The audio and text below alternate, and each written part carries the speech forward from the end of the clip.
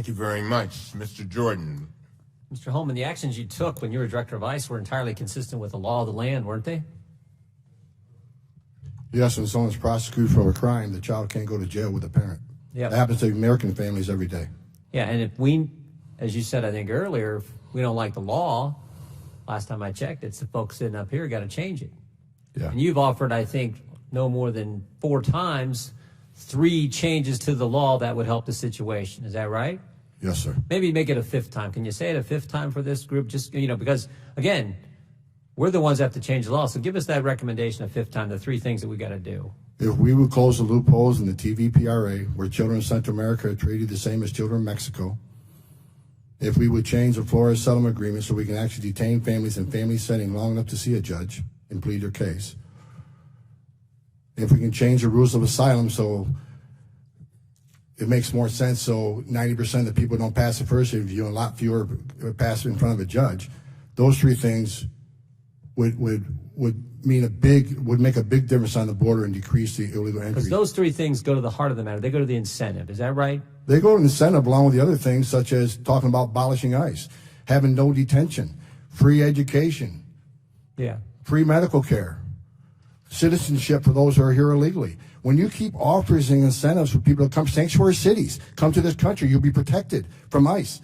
As long as you keep having this language, more people who are vulnerable people are going to keep trying to come. Those kind of statements made by Democrats in the United States Congress or in positions of influence in this country, they have an impact, don't they? They have a significant impact. When a member of Congress says abolish ICE, when another member of Congress says abolish DHS, when the Speaker of the House says walls are immoral, when the person who gave the State of the Union response to the President's State of the Union says she's okay with non-citizens voting, that all has an impact, doesn't it? Just like the laws that you're sworn to uphold and impact and do when you're the director of ICE. It has a significant impact, and if this would have been fixed years ago, we probably wouldn't have seen zero tolerance. We wouldn't see the conditions on the border today. But because the laws haven't been changed, because of the statements that have been made, there was a crisis. There is a crisis on the border. And that just didn't happen yesterday. Right? You think about this. There was a crisis. The administration asks for help. Democrats say it's contrived, it's manufactured, it's fake, it's not real. Then when the crisis, the real crisis, gets actually worse, the Democrats blame the administration for the very crisis they helped create by the things they said and the fact we won't change the law. But somehow it's your problem. Somehow it's the president's problem. And we have Ms. Costello, who went down there, her team went down there and looked this all over as the inspector general. Said there's some concerns that she has, and the cause of the concerns they're trying to ascertain. Now, she also said agents are doing, I think your statement was agents are doing their level best. Is that right, Ms. Costello? That's the experience of our inspectors. So the inspector general goes down there with your team, and you conclude the agents, the people that Mr. Homan used to represent, are doing their darn best they can do, but they're overwhelmed. And then you also said in your statement, in your answers a few minutes ago, you're trying to ascertain the cause. Well, that's pretty simple to figure out the cause. It's the numbers. In October, 60,000 apprehensions and inadmissibles on the border. October of last year. You know what it was in May of this year? 144,000. We know the cause. They're all coming.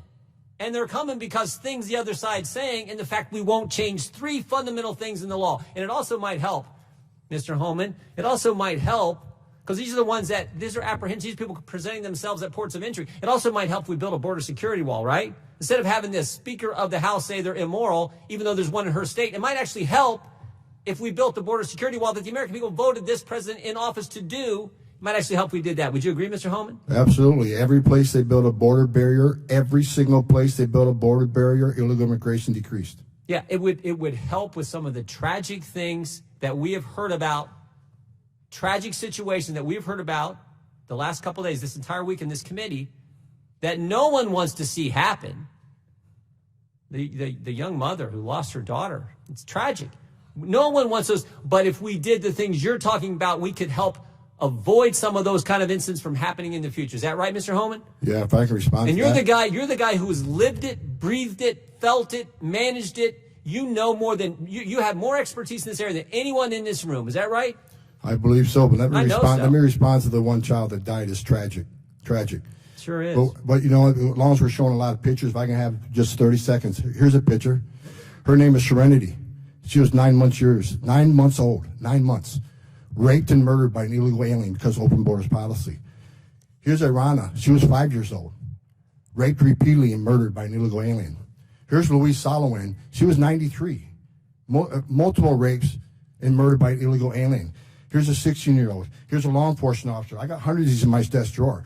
So I've seen tears for people today, and I understand that. It's tragic when anybody dies. But let's not forget the angel moms and dads who I've all met and got to know. Their children have died, and they're separated forever. It's not a matter of location. They're dead. And a secure border would help prevent some of this. Sanctuary cities does not help this. Sanctuary cities this will increase because of the push of sanctuary cities. Come to our country, we'll protect you. You can even commit a crime, be in our county jail. We're not going to ice into the jail. So he'll go out, recidivism rates, anybody can look them up. 50% reoffend the first year, up to 75 recidivate within 5 years. They're in the country illegally in violation of federal law. They're locked up in a county jail. Let us have access to them and do our job.